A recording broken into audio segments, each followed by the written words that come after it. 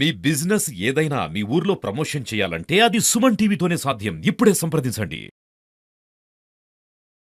అందుగురించి ప్రతి ఒక్కరికి అర్థమయ్యే రీతిలో ఉండాలి అంటే భగవంతుడు అనే రీతి ఉన్నప్పుడు ప్రతి ఒక్కరు అర్థం చేసుకునే ప్రయత్నం చేస్తారు. అందుగురించి మన పురాణ ప్రకారంగా కథలు చెప్పినప్పుడు కూడా గణపతికి తల తీసేసినప్పుడు శివుడు ఏం చెప్తాడంటే, ఎవరైతే ఉత్తరం దిక్కు పడుకొని ఉంటారో వారి తలని తీసుకురండి, అది పెడదాము అని చెప్తాడు.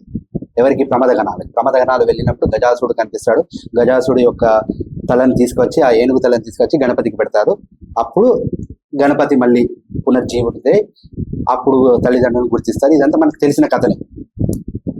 అయితే అందరూ ఈ పురాణ కథని చెప్పేసి, చూసావా గజాసుడు ఉత్తరం దిక్కు పడుకున్నాక ఆయనకు మృత్యు వచ్చిందనక మీకు కూడా మృత్యు అంటారు.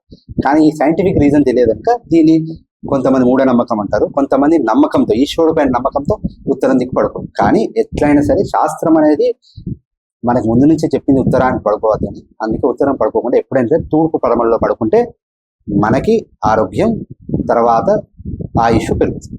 ఉత్తరం దిక్కు పడుకుంటే మృత్యు అనగానే వాడు ఏం చేస్తాడంటే ఆ రాత్రి పడుకుంటాడు, తెల్లారేసి నాకేమైంది, ఏం కాలే కదా, ఇది మూఢనమ్మకం అంటాడు. కానీ దాని వెనకాల చాలా మందికి తెలిసినదే. ఎందుకు అంటే ప్రతి ఒక్క సైన్స్ స్టూడెంట్స్ తెలుసు, ఈ మధ్య కూడా చాలా మందికి చెప్పినదే. ఏంటి అంటే, ఒక అయస్కాంతం తీసుకోండి. అయస్కాంతం తీసుకుంటే దానికి నార్త్ పోల్, సౌత్ పోల్ రెండు ఉంటాయి. దాన్ని రెండు ముక్కలు చేయండి. రెండు ముక్కలు చేసినప్పుడు అది మళ్ళీ north pole, south pole, north pole, south pole అలా వచ్చేస్తుంది. అంటే దాన్ని ఎన్ని విభజన చేసినా మళ్ళీ నార్త్ పోల్, సౌత్ పోల్ ఉంటుంది. దానికి ఆకర్షించే గుణం ఉంటుంది. వేరే వేరే ఇనుముని వాటిని ఆకర్షిస్తుంది. అలానే భూమి కూడా ఒక ఆకర్షణ శక్తి కలగదు. అందుకే కదా గ్రావిటేషనల్ ఫోర్స్ ఉంది. అందుకే భూమి అనేది కూడా ఒక పెద్ద మ్యాగ్నెట్. దానికి నార్త్ పోల్, సౌత్ పోల్ ఉంటాయి. భూమి పైన మనం అందరం నివసిస్తున్నాం. ఒక మ్యాగ్నెట్ తీసుకొని, ఒక ఐరన్ ని తీసుకొని, ఐరన్ పీస్ ని కంటిన్యూగా రబ్ చేసినప్పుడు అది ఒక మ్యాగ్నెట్ గా మారుతుంది. అలానే మనము కూడా ఆకర్షణ శక్తి కలగవాలం. ప్రతి ఒక్క ఆబ్జెక్ట్, ప్రతి ఒక్క వస్తువు నుంచి వస్తువుకి ఈ ఆకర్షణ శక్తి ఉంటుంది. అలా మనం కూడా ఇండివిజువల్ మ్యాగ్నెట్స్ అయిపోతాం. మనము రాత్రి పడుకున్నప్పుడు ఉత్తరముఖంగా పడుకున్నప్పుడు ఏమైపోతుంది, మ్యాగ్నెట్లో ఏమవుతుందంటే ఉత్తరం నుంచి దక్షిణానికి, దక్షిణం నుంచి ఉత్తరానికి మ్యాగ్నెటిక్ వేవ్స్ తిరుగుతూ ఉంటాయి. ఇలా నువ్వు పడుకున్నప్పుడు ఉత్తరం నుంచి దక్షిణం, దక్షిణం నుంచి ఉత్తరం అంటే north to south, south to north, ఈ మ్యాగ్నెటిక్ వేవ్స్ అనేది వెళ్ళేటప్పుడు నీలోంచి కూడా వెళ్తాయి. ఎందుకంటే నువ్వు కూడా ఒక ఇండివిజువల్ పార్టీ కదా.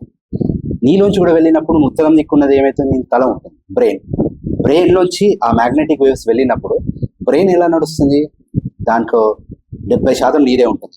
దాంట్లో నర్వ్ సిస్టమ్స్ ఉంటాయి. ఆ నర్వ్ సిస్టమ్ మొత్తం నడిచేది ఎలా, నీ బ్లడ్ వెజల్స్ ఉంటాయి. ఆ బ్లడ్ వెజల్స్ అంటే రక్త ప్రసరణ. రక్తంలో మెయిన్ ఉండేది ఏంటి, ఐరన్. సో ఈ మ్యాగ్నెటిక్స్ వెళ్ళడం వల్ల, ఆ ఐరన్ వల్ల రక్తం అనేది సరైన ప్రసరణ జరుగుతుంది. ఇష్టం ఉన్నప్పుడు జరుగుతున్నప్పుడు ఏమైపోతుంది, మెల్లిమెల్లిగా మెదడు ఎలా ప్రవర్తించాలో అలా ప్రవర్తించకుండా విచిత్రంగా ప్రవర్తించడం మొదలైంది. అంటే మనిషికి నెగటివ్ థింకింగ్ ఎక్కువ అవుతుంటుంది.